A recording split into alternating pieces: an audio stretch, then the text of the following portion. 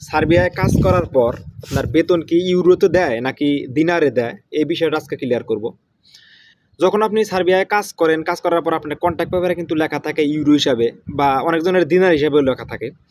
তো দেখা যাচ্ছে যে আপনি কাজ করতেছেন, আপনি কাজ করার প্রথমে হয়তো আপনাকে বলতে পারে যে এত ইউরো বেতন দিব আপনাকে।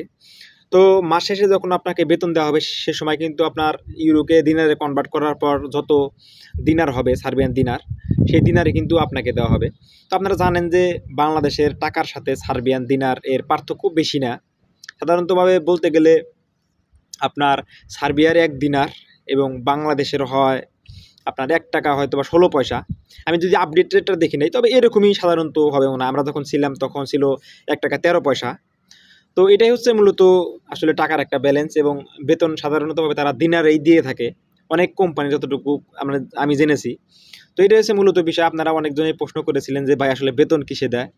ভাই দেখেন, আপনি মাস শেষে কাজ করে যাবেন, আপনার বেতন এখন যদি ইউরোতে দেয় এগুলো ভাঙানোর সুযোগ পাবেন। অনেক দেখবেন কারেন্সি আছে, তারা মানে আপনার ইউরোগুলা কনভার্ট করে দিনার সিস্টেম করে দেয়।